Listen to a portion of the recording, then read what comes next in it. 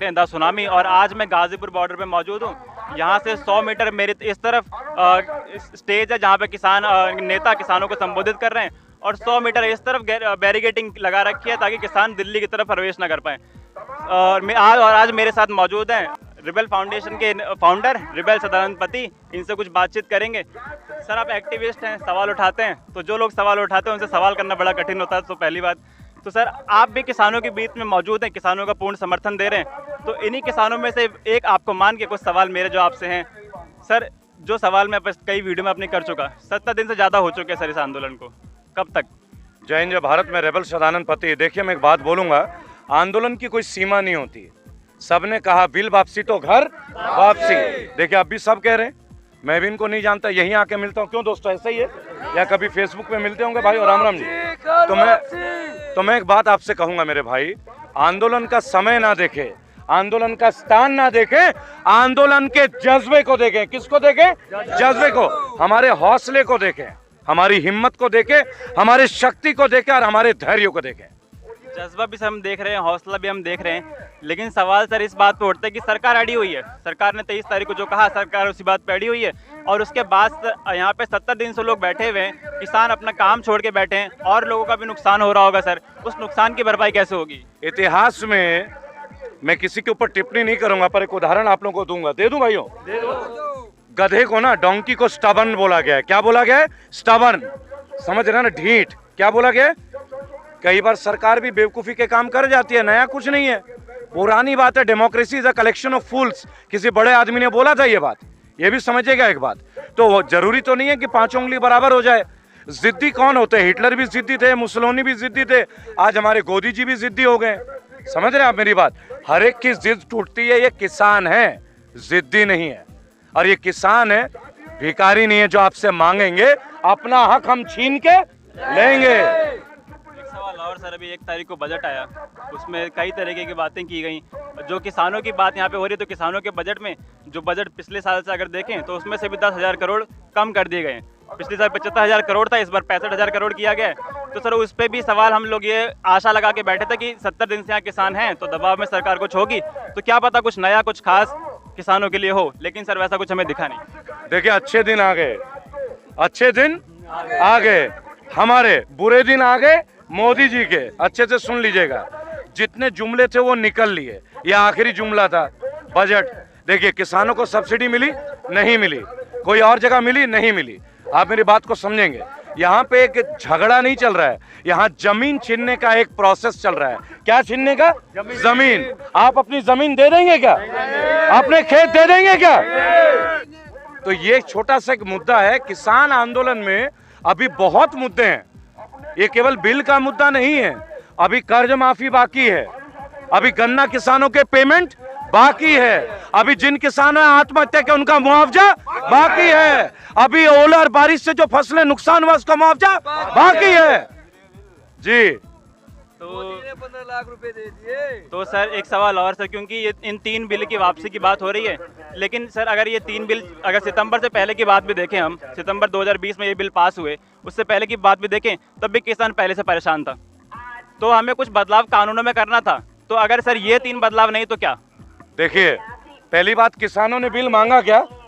किसानों ने बिल मांगा क्या? नहीं मांगा। क्यों लाए? और वो भी कोरोना काल में। आप देखिए, कोरोना में खेती का बिल ले आ रहे हैं किसानों का, कोरोना में चालान का बिल ला रहे हैं, नंबर प्लेट का बिल ला रहे हैं। इन्हें इस काल में भी हमसे वसूलना है। क्या करना है? वसूलना। हमारा खून, लीवर, इनका बस चले तो हमारा कलेजा भी निकाल लें, लेकिन ये हम होने नहीं देंगे। ये हमारे अस्तित्व की लड़ाई है। धरती हमारी, हमारी माँ है। कोई अपने माँ को बिकने देगा क्या? देगा क्या बिकने? और ये तो मोदी जी हैं, यहाँ तो कितने आए और कितने गए। मैं केवल एक बात बोलूंगा कि अगर आपने अपनी गलती की, कल आपने कहा कि मैं 1 कॉल की दूरी पे हूँ, कितनी दूरी में? वो फोन नंबर बताएंगे, वो फोन नंबर बताएंगे जिसमें हमें कॉल करना है। मैं अभी कॉल करूंगा। आप लोग पत्रकार हैं, किसी को मालूम है वो फोन नंबर? मालूम है? तो क्यों बोलते हैं कि 1 कॉल की दूरी पे? कॉल की दूरी है सर, मतलब ये है कि जो बातचीत टूटी है, जो बातचीत का मतलब कॉल होता है, जो बातचीत टूटी है वो दोबारा चालू हो। बातचीत का मतलब तो कन्वर्सेशन होता है ना, कॉल का मतलब तो कॉल होता है। चलिए, तो वो आगे सर इसके मेरा सवाल सर जो था, शायद आप उसका जवाब मुझे अभी मिला नहीं। दोबारा पूछ लीजिए, दोबारा। मेरा सवाल जो था उसका जवाब मुझे मिला नहीं कि ये 3 कानून से पहले भी समस्या किसानों के साथ थी। उससे पहले भी किसान आत्महत्या, कर्ज की समस्या और जो आय की समस्या लगातार रही है। तो सरकार ने अपनी तरफ से ये किया कि इससे, उनका दावा ये है कि इससे किसान की आय दोगुनी होगी, लेकिन किसान ये बात नहीं मानते कि इस कानूनों से हमारी आय दोगुनी होगी। तो इस कानूनों से नहीं होगी तो किन कानून, क्या उससे क्या? मैं यहाँ पे काफी सारे बुजुर्ग किसानों के साथ था और एक दिन रात को मैं यहीं बैठा था ट्रैक्टर में, तो एक बुजुर्ग थे, उन्होंने मुझे एक बड़े अच्छी सलाह दी कि मोदी से एक सवाल पूछ। बुजुर्ग थे तो उन्होंने मोदी करके बोला, मैं मोदी जी बोलता हूँ, ठीक है जी, क्योंकि मोदी जी से बुजुर्ग थे वो। उन्होंने बोला मोदी जी से एक सवाल पूछो, बड़ा सिंपल सा सवाल था। अरुणाचल प्रदेश का कोई किसान जिसपे 3 बीघे जमीन, कितने बीघे? कितने बीघे? 3 बीघा। अगर वो 3 बीघे की फसल को दिल्ली में बेचना चाहे तो कैसे लाएगा? कौन सी गाड़ी में लाएगा? उस फसल को यहाँ कहाँ रखेगा और कैसे बेचेगा? क्या ये इस किसान बिल में है? नहीं है। लेकिन क्यों ना, आपके पास आधार कार्ड है, आप खेतों से फसलों को उठाओ, आप ट्रांसपोर्ट करो और जो प्रॉफिट है वो प्रॉफिट में बेचो, आधा किसान को दो, आधा सरकार को दो, तब लगता कि बिल किसान के लिए हितैषी है। देखिए, आप कहते हैं मंडी बनाएंगे अडानी जी। अडानी जी सरकार है क्या? गवर्नमेंट है क्या? अरे ये काम तो गवर्नमेंट का होना चाहिए। आपने आधार कार्ड बनाया, आज आप लोन ले लीजिए, आधार कार्ड में पता चल जाएगा, आपका पैन कार्ड कनेक्ट होता है। सबकी जमीन रजिस्ट्रियों में पैन कार्ड लगता है ना भाइयों, लगता है कि नहीं लगता है? तो आप फसल लोगों के खेतों से उठाइए ना। सरकार को अपनी व्यवस्था बनानी चाहिए। सुझाव है राज्य स्तर पे, जिले स्तर पे, हर महानगर, उप महानगर और तहसील के क्षेत्र में आप लिस्ट बनाइए, फसलों को खरीदिए और मंडियों में पटाइए। फूड कॉर्पोरेशन ऑफ इंडिया के हजारों गोदाम है। कितने गोदाम है भाइयों? हजारों। आप देखते हैं फसलें बर्बाद हो जाती है, होती है कि नहीं? सड़ जाती है। कभी गरीबों में बांटा जाता है क्या? नहीं। वो गोडाउन किस लिए? अलग से अडानी जी, अंबानी जी को गोडाउन के लिए जगह देने की क्या जरूरत है? पहली वाली भी तो मंडी कर जी। अगला सवाल सर ये कि 2022 में उत्तर प्रदेश में चुनाव है सर, 70 दिन से आंदोलन चल रहा है और यहाँ पे उत्तर प्रदेश के लोग बैठे हुए हैं, पश्चिमी उत्तर प्रदेश के किसान यहाँ पे बैठे हैं। तो इस बॉर्डर की बात कर रहा हूँ, तो पश्चिमी उत्तर प्रदेश और उत्तराखंड से, तराई से लोग यहाँ पे आए हुए हैं।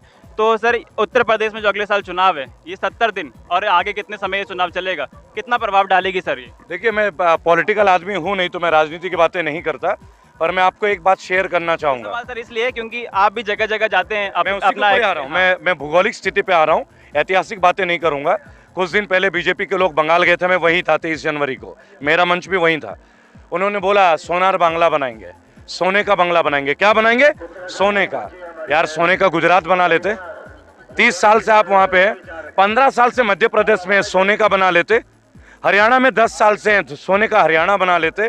देखिए, अगर आप गुजरात मॉडल को मानते हैं ना, तो मेरा एक छोटा सा प्रश्न, उसका जवाब दे दीजिएगा भाइयों। अगर गुजरात मॉडल वास्तविकता में होती तो 16 फीट की दीवार बनाने की जरूरत पड़ती क्या? पड़ती क्या? अपनी कमजोरी छुपाने के लिए रातों रात 16 फीट की दीवार बना दिया आपने। यहाँ भी जुमले हैं, काम नहीं है। आप विकास पूछ रहे थे ना, इनके चक्कर में भारत में 1 लाख विकास पैदा हो गए होंगे, लेकिन इनका विकास ने जन्म नहीं लिया। ठीक है, तो ये था हमारे साथ रिबेल सदानंद पति। आपने सुना जो कि किस तरीके से अपने जगह जगह जाके अपना रिबेल फाउंडेशन के तहत एक्टिविस्ट हैं, और आपने इन्होंने सुना। तो इसी के साथ इस वीडियो को खत्म करूंगा। तस्वीरें ये गाजीपुर की बॉर्डर की यही हैं, आगे बैरिकेटिंग हो रखी है और यहाँ पे स्टेज से किसान नेता लगातार किसानों को संबोधित करते हैं। नमस्कार, मैं गाजीपुर बॉर्डर से सुमित यादव।